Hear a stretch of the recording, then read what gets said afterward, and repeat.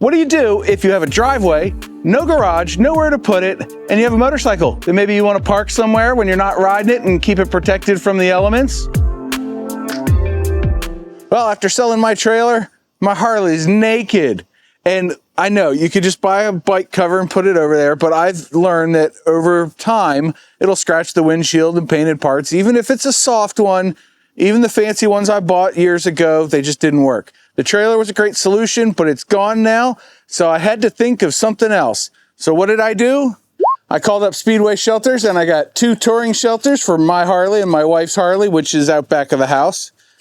And I got the floors. I also got one for the bobber. I don't know where I'm going to put it yet.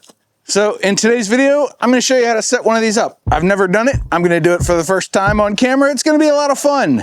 We're going to get this thing set up and the Harley put in it so she's safely ensconced. Let's get this thing unpackaged and see what we got here. There you go. You can see this is the touring model. And I ordered with an additional cover and the floor. We don't need that. Gone with it. This is so silly. Who's going to carry one of these with them? But it comes in a carrying case. Now, before I get ahead of myself, let me get the bike out of the way because that's where that shelter is going to go for that bike. It's a good spot, even though it requires me to move a vehicle to get the bike out, but it's protected from prying eyes, you know? Do not ride in flip-flops, people. And if at all possible, make extra room for yourself.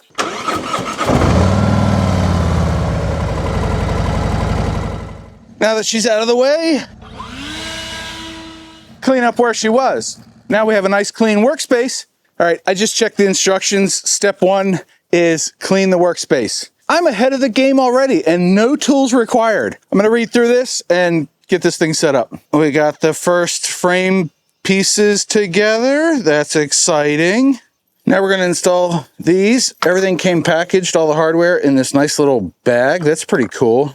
And that's gonna allow us to install these 2 lightsabers, or vertical support poles, I think they call them. But before I do, this is like a master class in packaging.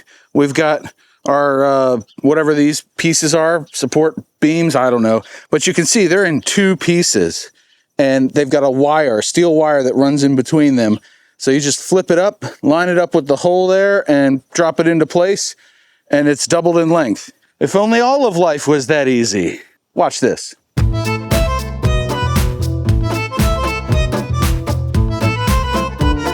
Now, they don't tell you in the instructions, the picture's not clear enough to see, but I put the screw end on the outside because that's where the cover's going to be, and the wing nut on the inside to hold these things together.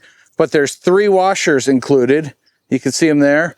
Maybe you can see there's a washer there and a washer there and a washer here. So got them all there. That one's in place. I got to add one down there, and then I got to do the other side. You know, before I finish setting up the shelter there and putting the crossbars and the cover on it, should probably get one of those floors out and put down, right? Let's do that. Smells like fresh rubber. The fun part about doing this for the first time on camera is you get to catch up all my screw ups, all my flubs. Yeah, good times. Ugh.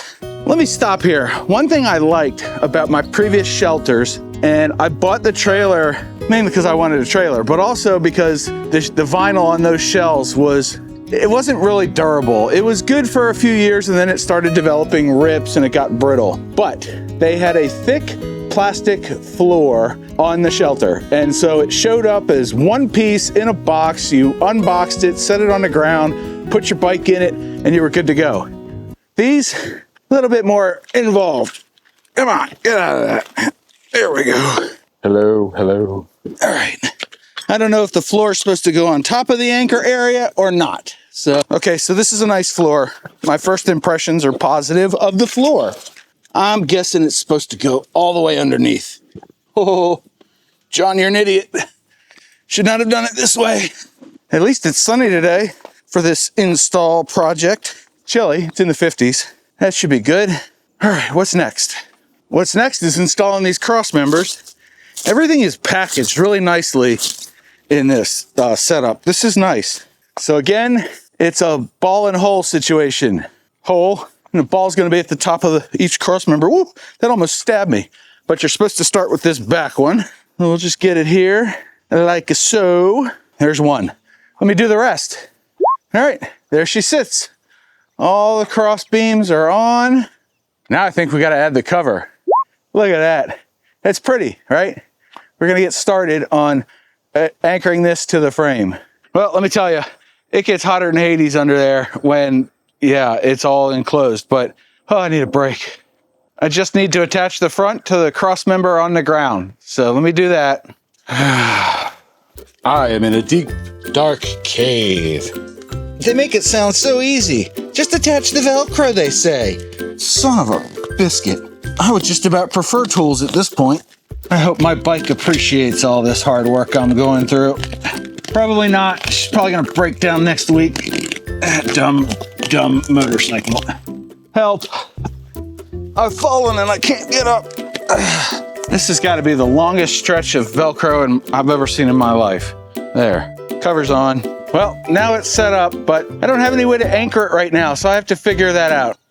Thank you so much for calling Speedway Shelters, a small family-owned and operated business. We do our best to return all calls.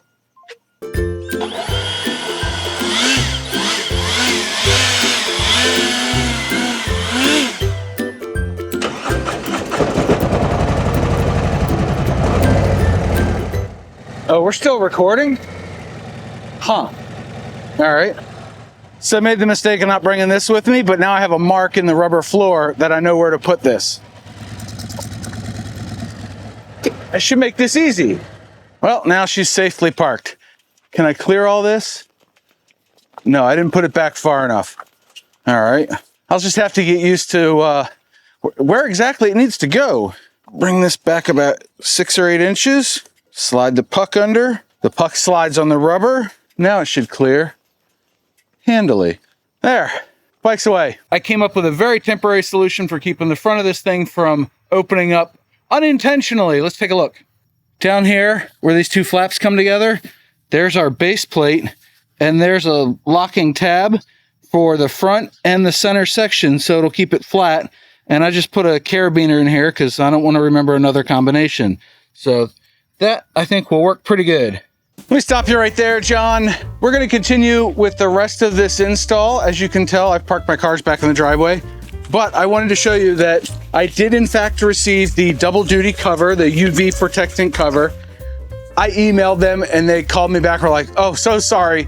We put both of the touring UV covers, this guy, in one of the boxes, and that's my luck. It wasn't the box that I chose to open. So I'm going to install this now.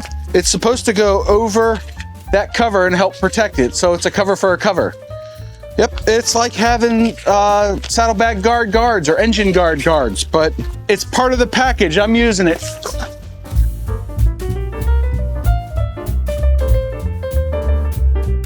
All right, I attached one corner, and then I'm just gonna go pull it up to the other corner. Maybe that'll work. If you're gonna be stupid, you better be full of perseverance, right? I'll figure this out eventually, hopefully without ripping it. All right, this part's taking way too long, but we have little guide handles here, guides for the handles rather, you can see that. All right, come in here. You see we have grommets, and we have these little tether deals for the windows, and I guess they're built in for this too. So it just pops through. Now that's securely attached. We go up to the next one, go all the way along, and the back corner is the last one, or the first one that I attached. Now this thing has a cover, so I have a cover on a cover. All right, it's the next day, bike's running in the background, but there. I got 6 pavers to sort of weigh down this thing. All right, I've had the shelter up for a few days, and we just had a pretty good wind and rainstorm last night. Let's check the Road Glide and see how she's doing.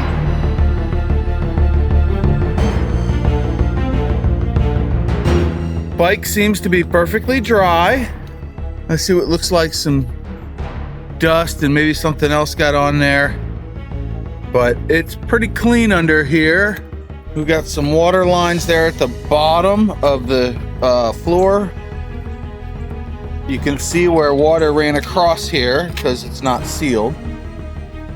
But it's plugged into the tender. Doesn't seem to be holding any moisture in here, but then again, it's not airtight, so I expect some air movement, and that's probably a good thing to prevent mold and rust and stuff. Let's check the battery tender. Still working, got an orange light, so it's charging.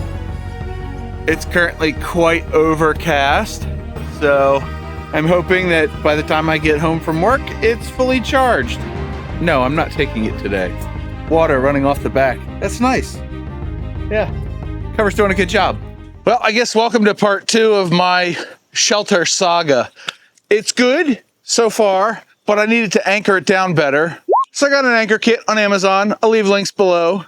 And my solar panel is up on the hedgerow over there, but it doesn't get enough sun, so it doesn't fully charge up the Road Glide. I'm gonna run power to this permanent tender for the Road Glide. Step 1, complete. Got the Road Glide out of the shelter.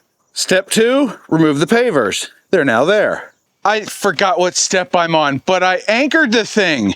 So the package comes with these straps, and look, I got ahead of myself and I anchored it down with 2 of them already. I'll show you those in a second. But I wanted to show you this. This is cool. It's like a 1 foot long anchor with a rubber don't poke yourself nib on it. And it comes with the bit that goes into your drill, which is off frame somewhere. And it just drills through, but after you put it through the thing here. Yeah, and then you just drill this into the ground. This wraps around the frame. You can use this, you can use these on like trampolines and Halloween decorations and stuff. It's pretty cool. So let's take a look at how I anchored this thing down. On the back corner here, you can see I've got an anchor and it runs under here to the frame. There's the aforementioned drill bit. Ooh, shiny. It's not shiny at all. And then look at this. It went right through the rock for this walkway because people don't need to be walking along this walkway anymore. I mean, I'm sort of blocking things anyway. Yeah. Hashtag sorry, not sorry. But anyway, here's the anchor. It comes here. So we're pulling this way and over there we're pulling that way. So that's 2 directions that this thing is being pulled in, down there and over there. So now it's not going to move. All right, we got the pavers back in, and I've already pre-staged a power wire for the last step, which is powering the Road Glide's battery tender there. And this one ought to be pretty easy. I've got Velcro straps to hang it from the frame, so I'm gonna hang this from the frame somewhere handy. I've got several straps. I will leave a link below to those too. Good stuff, great around the house. But then I've got a 3 amp battery tender charger that I'm just gonna hang by the wires up on the frame in the back. Plot twist, I didn't hang it up there. I didn't like how the fabric hung over it, and I didn't want to mess with the fabric and break it. So I ran it along here, and then all I did was add a Velcro strap there at its high point here. And then this is another immovable arm, and it's right above this dot. So the furthest it can slide down is to that dot. And then you can see it's got power, and then I should have enough cord to reach the tender port on the left side of my bike, so it's just hanging in the right spot. Maybe I'll add a little hook or something I can hang this from when I'm not using it, but for now it can sit on the ground. Well, we got power to the Road Glide. The shelter's anchored 2 ways. That's a pretty productive day, right? Coffee, coffee, coffee, coffee, coffee. Yeah, definitely. Now it's time for me to get a shower and the bike to get a shower, not in that order, and go for a ride. All right, I've had this shelter for a couple of weeks now. I just opened it up. We had heavy rain last night. Anyway, some leaves get in, but the amount of water that's getting in is like next to nothing. Look how shiny she looks. And you can see some dust and stuff on it, but the bike itself is staying pretty clean. So I'm really happy with that. That's this update. Yeah.